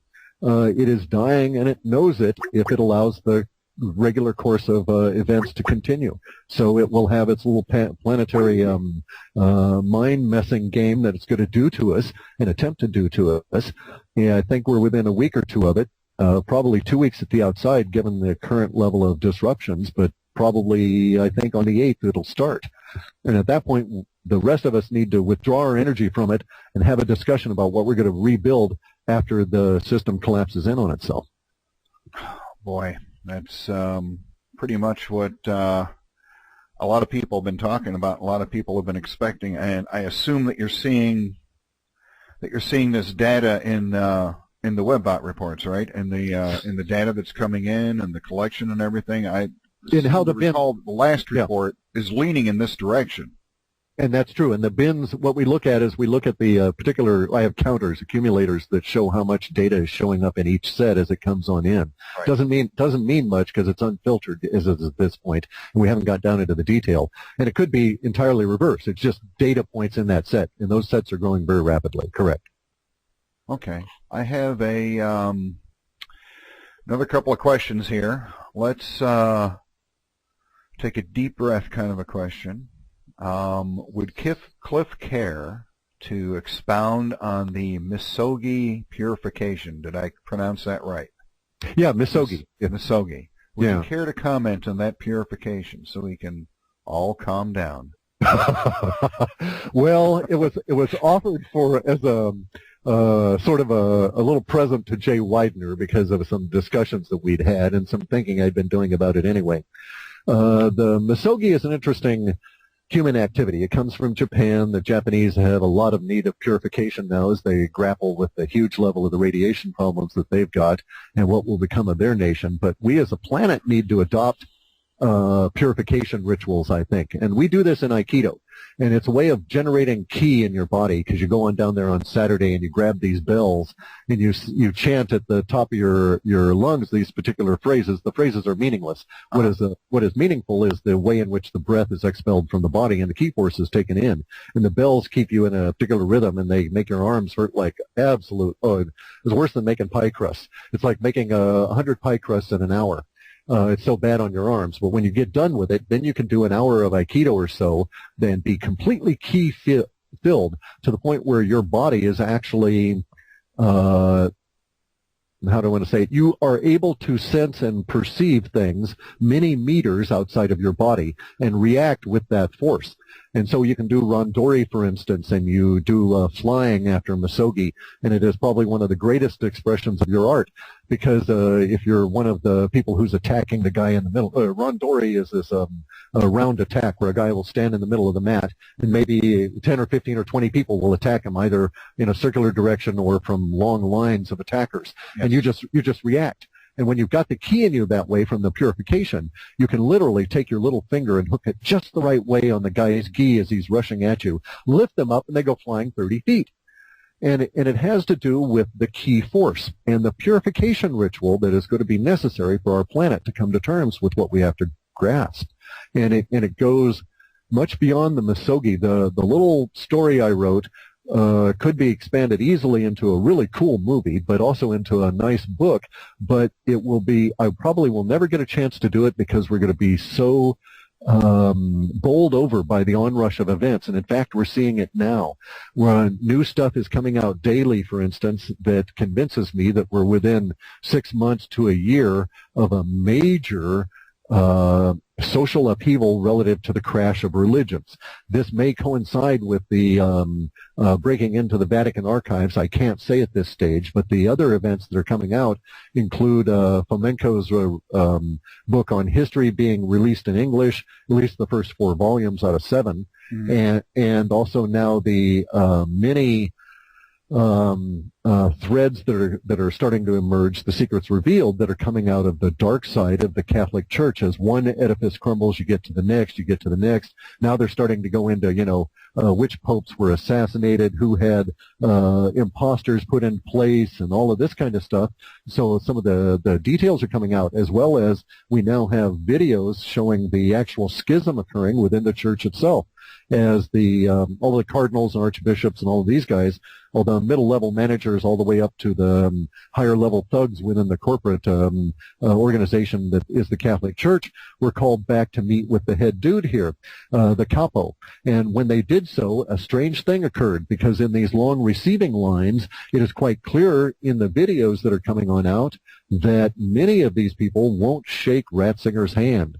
There's some kind of symbolic rejection going on, almost a shunning within certain groups of the controllers within the Catholic Church. So I suspect there's a major schism that's going to come on out really quick, and it may appear with or without Ratzinger's death, but it may also be coincident with that. Right. That's that's an area that's really difficult to get into with. Given that, I know I'm a Christian, and I know a lot of our listeners are, that's a pretty difficult concept to, get your head around. I mean, folks, I believe that Clif isn't actually saying that, let's take down the church, let's take down the church. He's reporting to us what he sees Correct. as a report. He's not doing this on a personal basis. This is a report that he sees, and even though it's difficult No. to listen to, we have to consider this. Yeah, but let's also be real clear about this. There is a general trend to the destruction of religion, and I think I have finally found the huge linchpin that's going to come on out that will see the destruction of religion, that the data is shown all the way back since 1997.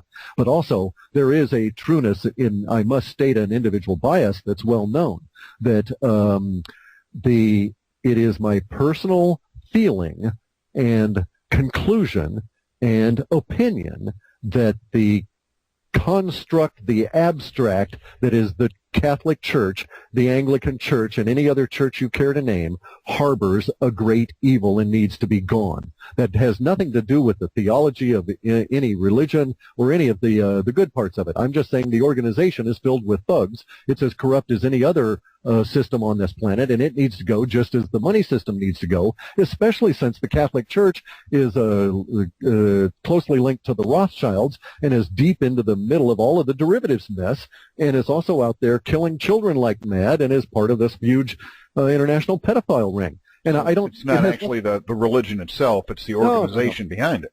You're correct. And also, let's bear something in mind. If Fomenko is even close to being correct, every single Christian on this planet has been deluded by the churches that theoretically are offering them, I am putting this in quotes, truth. Because Fomenko has found that the personage that everybody thinks of as Christ had to have lived and died in the year, they died in the year 1078. That there was no history that predates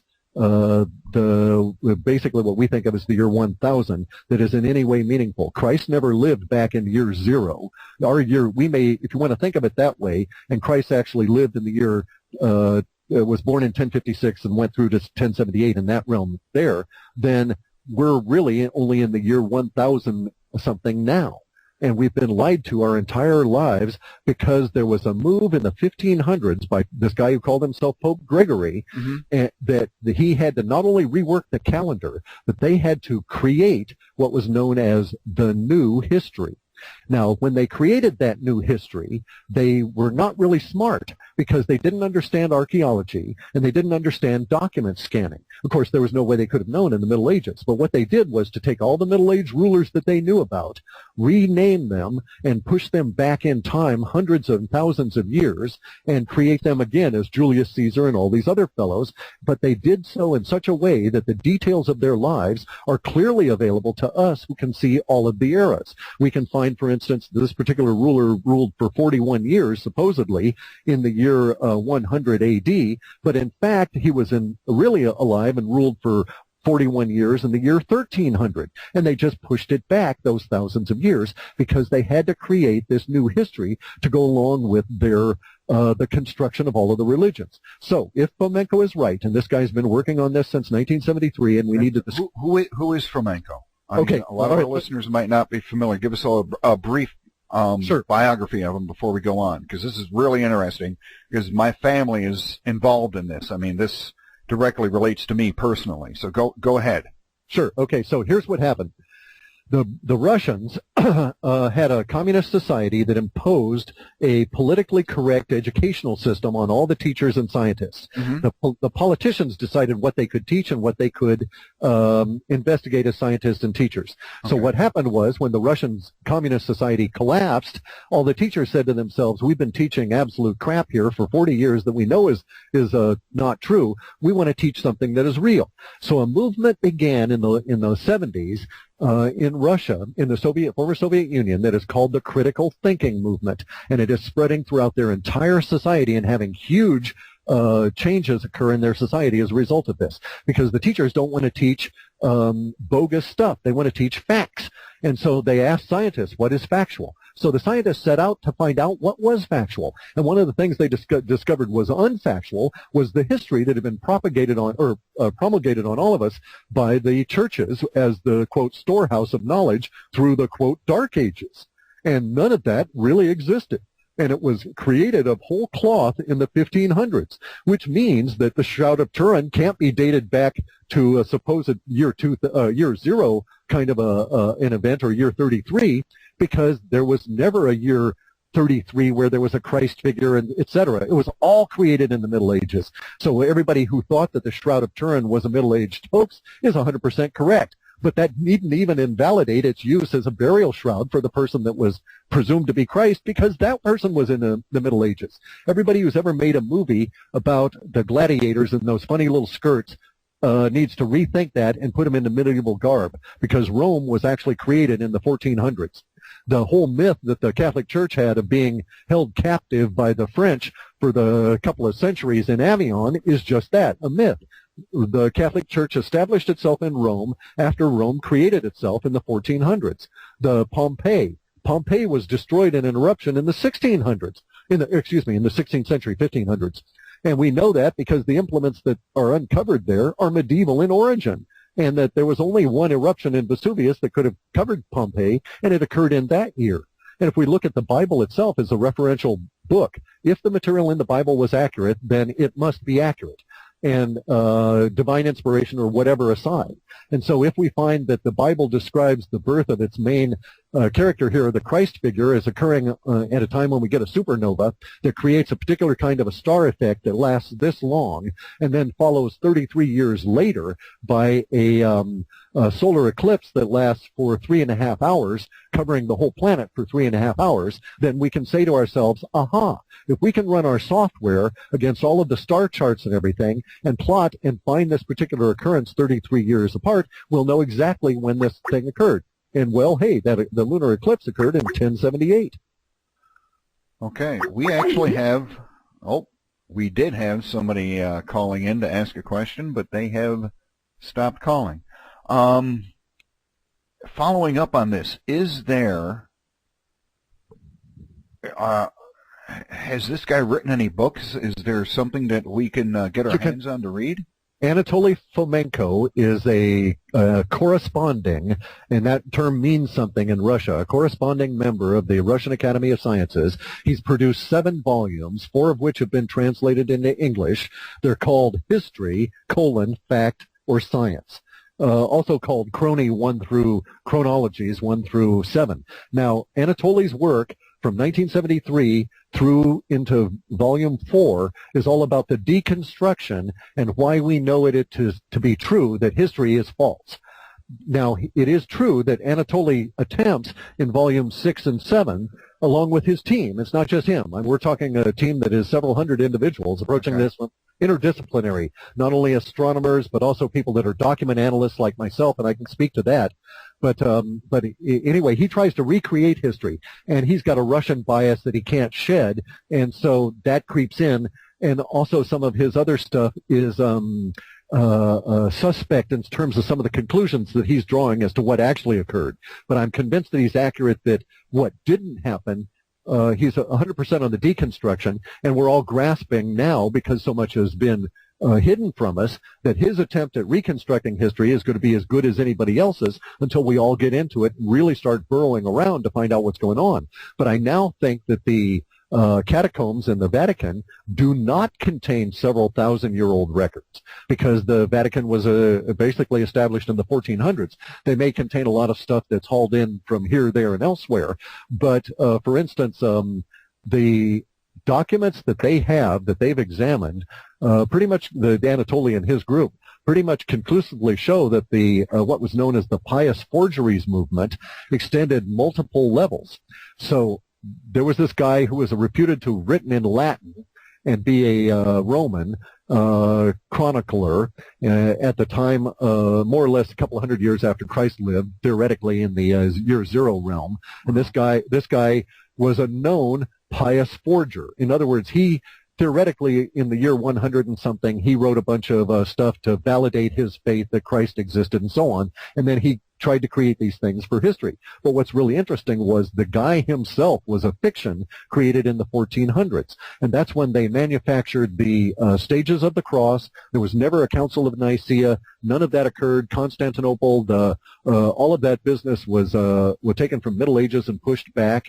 The level of the fraud is staggering. But if we look at the analysis of it, basically it means that Catholicism and Christianity predates Islam by no more than 200 years, and that Judaism predates Christianity by probably less than 167 years. And its calendar of being 5,000 years is also completely spurious. Anatoly's work involves things like the whole team involves things like astronomical alignments. They're specifically mentioned in documents that prove that these documents could not have been referencing the time they claim to, because there was never an astronomical alignment of that time there. And we know that this is the case now because we have software, but the guys who made the forgeries could not have known the level of our science now. And this goes back to a thing that we saw in 1997, along with the sun disease. There was this beginning thread that we eventually named the death of religions, without knowing how it could occur. But there is something in this Anatoly work that is so, or this critical thinking movement that is so hugely resonant or mind-grabbing that it makes me think right now that the seeds are already out there. I know they're out there in Russia, and he's got all 7 volumes in Russian out there, and now that they're in English and selling off of Amazon as fast as they can print them, things are going to change. You're going to have a lot of people reappraising their relationship with the organizations that have been selling all these religious myths. Now, it doesn't mean that the theology is in a way bogus or spurious, but the details that they use to sell the theology and the control that they have over you as a result of being the person selling it, that's going to seriously shift. So what we're going back to what we were talking about just a few minutes ago, that it's not the religion itself, it's the organization behind it, like basically like the banks. Correct. It's basically like the derivative market, where you're not investing in the company anymore. You're investing in an abstraction upon an abstraction upon a guess. Yeah, that's how do we reconcile something like the like in ancient Egypt with the Exodus? How do we reconcile the dates with that? Well, are those dates wrong too? I mean, how that's do we... correct. That's correct. The Israelis never, the Jewish population never worked on the Egyptian pyramids. They were never slaves to the Egyptians. Much of that level of the Egyptian history can be recreated. There's some anomalies about Egyptian history that are rather striking. For one thing, virtually all the hieroglyphs were able to be translated from Napoleonic time onward. So linguistically, we know that something occurred. And if you actually go back there, you find that Napoleon's group discovered that the hieroglyphs are not ancient Egyptian. They're in fact a pictorial representation, an ideograph of what was known as Coptic, the spoken language of the people who lived in Egypt prior to being taken over by the Islamics, and the supplementation of that by Arabic. And so, of course, these people, once they realized that, they went and learned Coptic, and then they could go read the hieroglyphs just as though they were reading, your daily newspaper. And yet it had theoretically not been able to be determined by anybody for thousands of years, yet everybody who lived in the country spoke the language and could have easily read the hieroglyphs to anybody who wanted to ask them about them. So much of that is just entirely bogus. Plus, I have personal knowledge from a friend of mine who was allowed an extraordinary visit, and he climbed on top of the pyramid, the Great Pyramid in Giza. Yeah. It's something they don't let you do, right? And right. His report of having been there is that the sea creatures that we all know about on the pyramid are in fact embedded in the stone. And so Anatoly Fomenko's group, it wasn't Anatoly, and he actually fought the idea for some time, I'm told, came up with this idea that the whole idea that the pyramids were made out of cement is true. The one missing key factor in that theory is the lime kilns. In order to have that much cement, the pyramids are massive. Any way you look at it, if they were chiseled out of stone, the stone had to come from somewhere, and yet we find no quarries anywhere where that amount of stone could come from. Plus, if it was actually made out of chunks of stone that these poor Jewish guys under whips had to haul up a ramp, that ramp would still be in existence because it would have more mass in it than that pyramid, and would have had more mass in it than some countries. So where would they have put it afterwards? So there was no ramp found on any of these pyramids, so the construction method could not have been as described in any Judeo-Christian work at all. And now we discover that the key missing ingredient to the cement issue is the lime kilns. And there is a history of major lime kiln operations that extend from what we think of as Western Mongolia in a giant arc terminating in Egypt. And now that we have the history getting closer, and we think of things a little bit differently, we know that these lime kilns were in existence at the same time that the pyramids were created. Holy crap. Exactly, and also in book 1, we discovered that all the cathedrals are not as has been described to us in Europe, and that when they go and they do mortar dating tests on them, they can show the results to support the suppositions that are coming out that everybody had by basis of document study. And let me say about the document study. You're going to get a lot of people that say, oh, you can't study documents and you can't tell when something was written just by the words that were used. And I dispute that. And in fact, there's a whole a study about such kind of document analysis that says precisely that.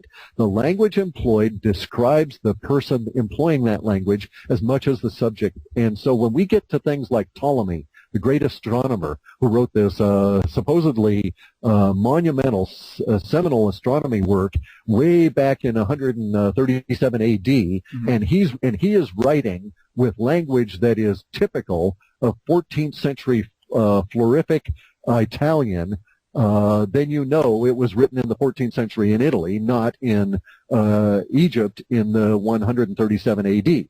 And when he started, and that is true with his great work. I've never read it. I've often read about it. But when I read in the volume 3 of the history series here about the Ptolemy being a fake, I went and read the Almagest, and I'm here to tell you that was written in the 14th century in Italy, because the language, even though it was in Latin, has the same flourish, and everything speaks to Italian publication for a nobleman, which would not be the case if it had been written in the supposed 137 A.D. Yeah, and I think anybody in the audience that doesn't grasp that, go and look at the early documents of our own country and think about how we speak now and look at those, and you can tell basically what era those are written in, because it's English, but the words are different, the flourishes are different, and the adjectives and verbs and everything are different, right? Correct. Plus, in this case, we have a document that was written in Latin, and everybody who translates into Latin from their own native language imposes a certain constraint on those translations. So the person who wrote the Almagest was not a native Latin thinker or writer and spoke natively Italian, because it shows clearly in which words they chose the conjugations, the declinations, and how they chose to use the imperative. Wow. That's and that's one of thousands and thousands of cited cases. Anatoly's group did something remarkable. They're part crap. This is just yeah, I never expected this conversation to go in this direction. I'm just my mind is reeling at this point, Cliff. It's good. Same here, and I've been reading this stuff for weeks, and it's going to take me months to integrate it and decide how to react to the world with this new knowledge. But the thing that Anatoly did that was really smart on his part, and I know that it was his personal decision, was that he decided way back when that they would put in every single data item they found into these books, such that when you came to discuss it as a reader of their book with someone else, you would have all of the facts at your disposal to get the point across, because it is such mind-warping, point-of-view shattering information. Wow. I've had 2 people in the chat so far that say that this is the most interesting interview you've ever given. Well, hey, wait until I get into books 5 and 6.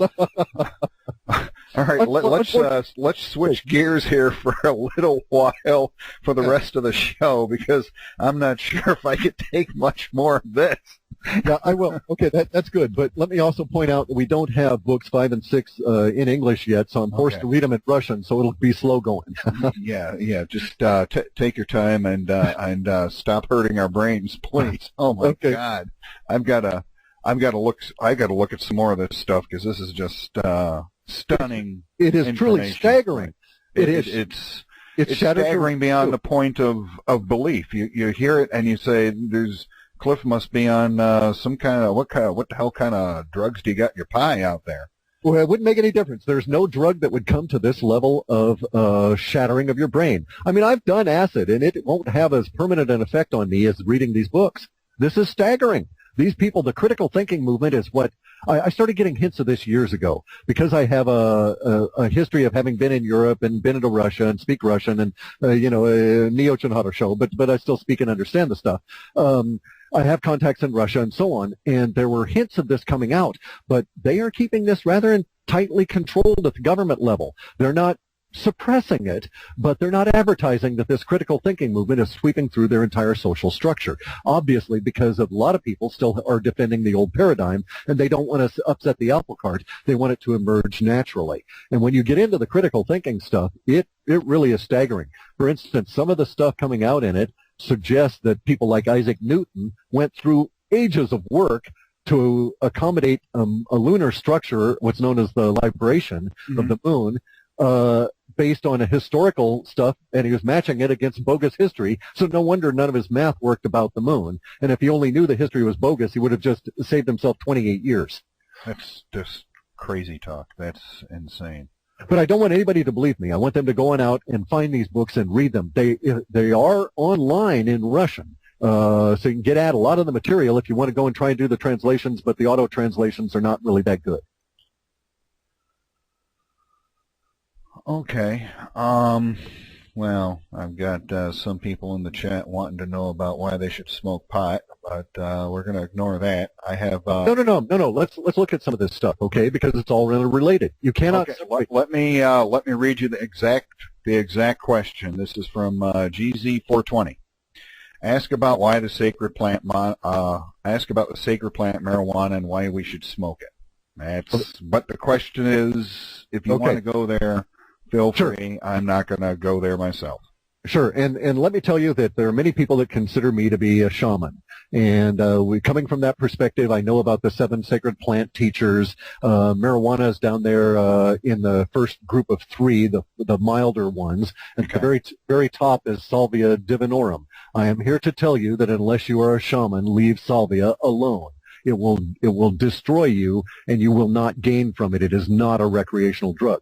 The reasons one person should smoke or ingest THC in the form of the cannabinoids from the plant themselves has to do with the fact that it is a neurogenic substance. You actually grow new neurons as a result of having it. It also, now we know, blocks out some of the 5 billion impressions you get from your reality every day, most of which you do not remember, but which take up a considerable amount of your energy, and thus allows you to free up and create new neural pathways. So it is also neurotonic in that sense, in that you grow new neural pathways. This has been shown. Harvard just recently came on out and showed that the THC molecule itself, in contact with a cancer cell, kills the cancer cell. So it doesn't just merely help you from the perspective of you're not throwing up so much from the chemo. It actually gets in there and kills the cancer cell. And also, there is no link whatsoever to the ingestion through smoke of marijuana and lung cancer. And if we look at the alternative, we're facing huge, horrific, stressful times. Many people will turn to the legal alternative that the powers that be want to foist on you. That legal alternative is alcohol. Now, I have a weird relationship with alcohol because my father was an alcoholic. I don't drink because I'm a meditator, but I tried to teach myself to drink in my 40s and discovered to my to a satisfactory conclusion what it did to my meditative body, and I will not touch alcohol because alcohol is not a drug. Alcohol is a toxin, and you intoxicate yourself by drinking alcohol. Give me someone who does drugs any day as opposed to someone who is poisoning themselves deliberately with alcohol. It also causes your vibrations to go for months in an altered form that drugs do not. You can have THC remnant in your body perhaps 45 or 50 days after smoking the stuff because it'll still cling to receptors in your brain. But the clinging in the receptors in the brain do not alter the vibrations that you create, or the key feelings and stuff, the way that the alcohol does, because the alcohol destroys the receptors and kills the brain cells. It is truly a toxin. And so let us discuss things as adults. Humans, at least 40% of any human species or any human civilization, at least 40% of the individuals will be drug users. This is also shown in birds. Some species of birds, 40% of them, want to get intoxicated and will suck down alcohol wherever they can find it. Other birds use naturally occurring substances like kava and others. So it is not just humans that want to use drugs. The experience of being alive, especially in terrible, stressful times, is such that you need relief, as they say, basically whatever gets you through the night. But I'm here to tell you that the toxins that are in alcohol will not do you any good. And this is somebody who's got French blood going back I don't know how long, but, I have a good feeling about wine, and I like wine, but I'll never drink it. But the concept is appealing. And yet I know that the wine itself, in spite of all of the glamour and everything that's been put around it, and glamour, by the way, means magic and delusion at its core. But all of that is covering up the fact that it is an intoxicant that the powers that be want to foist on you. So it's kind of like this.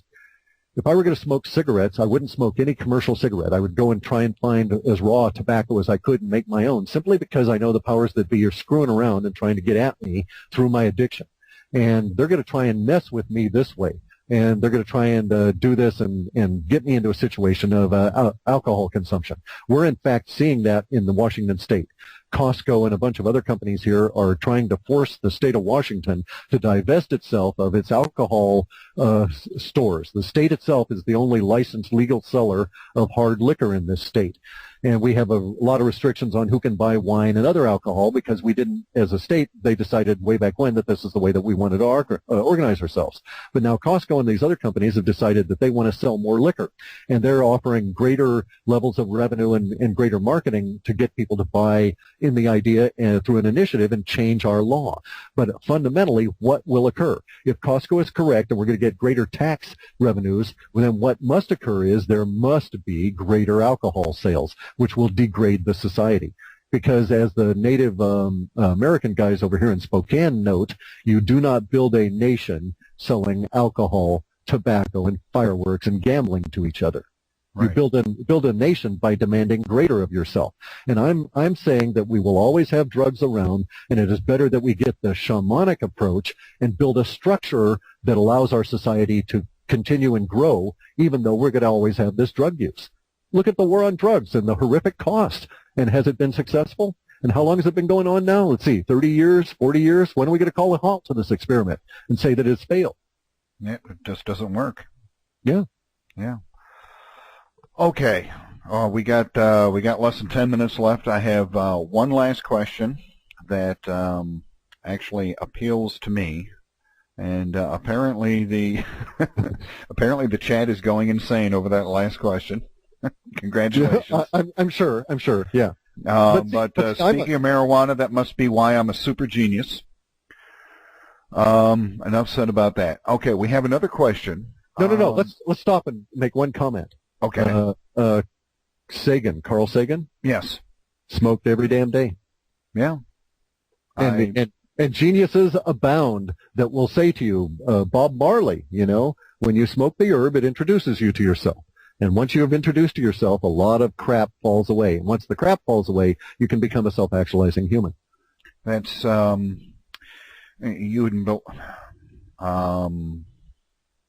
can't say anything other than it's more people than what people would think that are against it.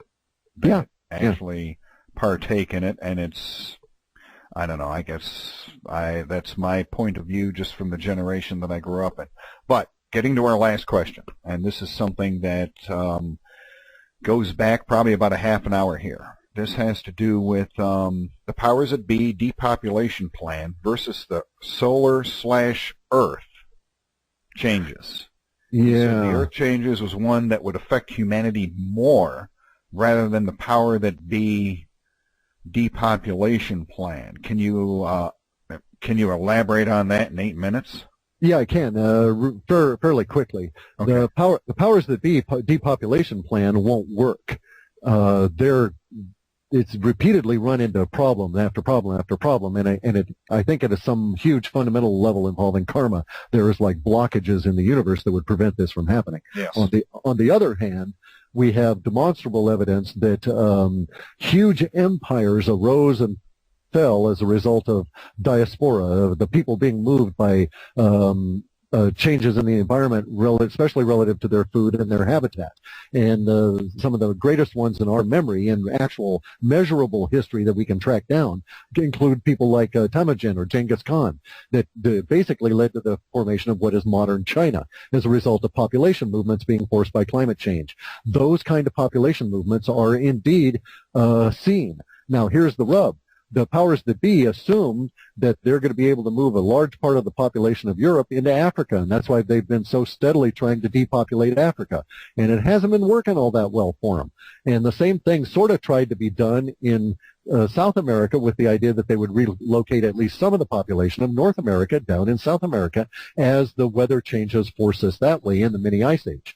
So this is demonstrably part of the plan, even though you see that they're making major investment in Arctic area infrastructure around Finland, all through Russia, and this kind of stuff, because the Russians have a different approach to it. They're going to take advantage of the cold. So, that, for instance, we'll have giant server farms that won't need a single bit of electricity to ever be spent on air conditioning, that sort of thing. Huh, okay.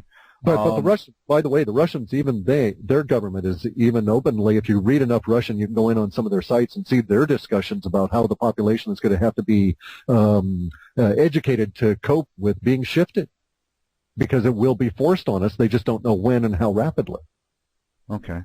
I've had 2 requests for this question, and I think this will probably wrap up the show.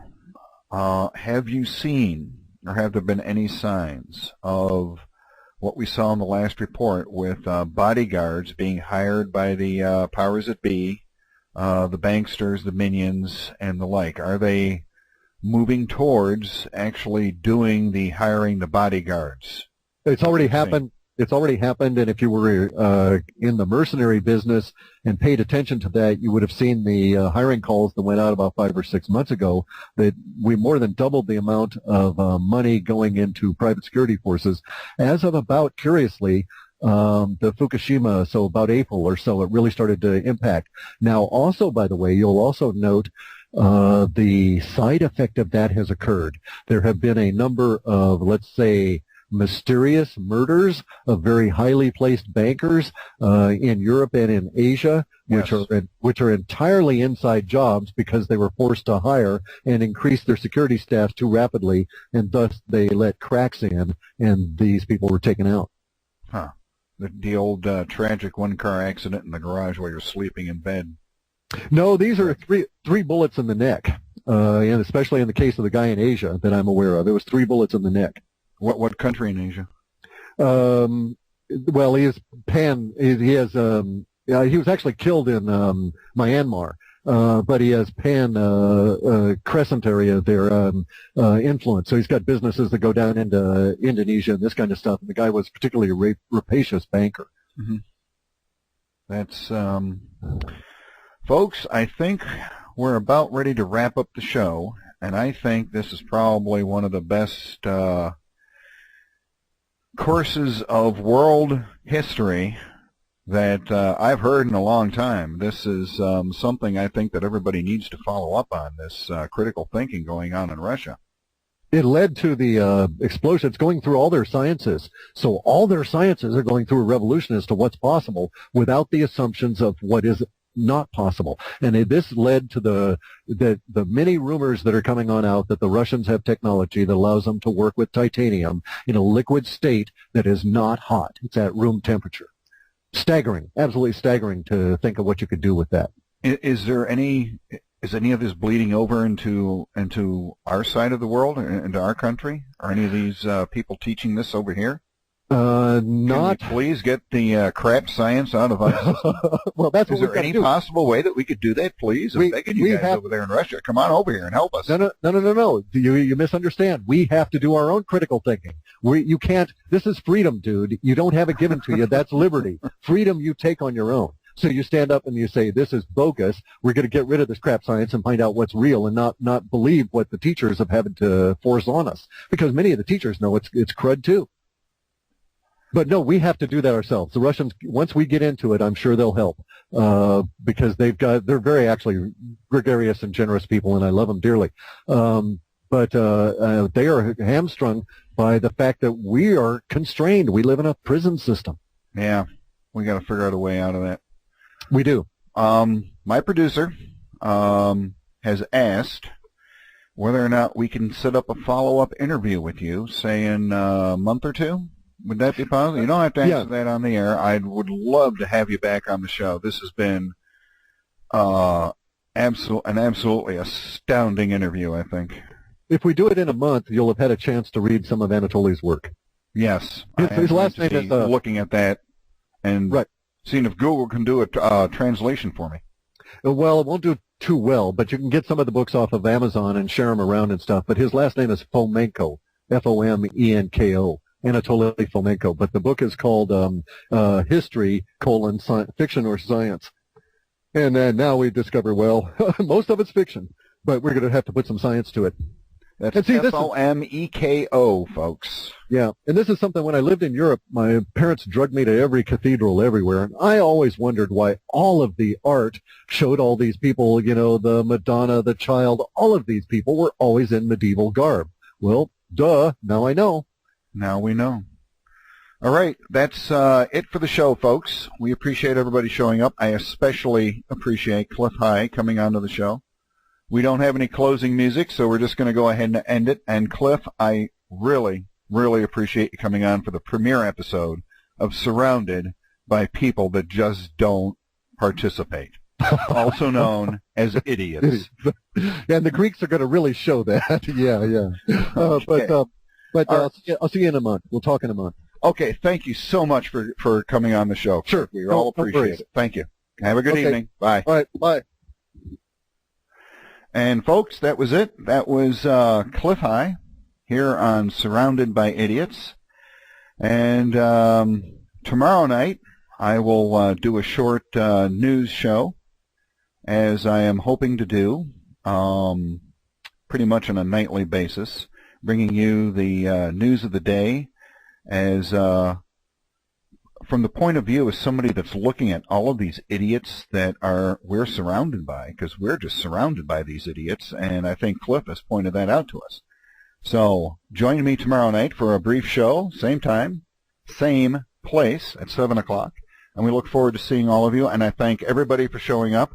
And this show will begin repeating in about 20 minutes to a half an hour as soon as I transfer everything over to live stream. It will reappear again on this page, and you'll be able to listen to the whole thing all over again, along with probably an MP3. Thank you, everybody, for showing up. We certainly appreciate it. Have a good night, and I am going to go and, I don't know, I guess my head's going to explode now or something, because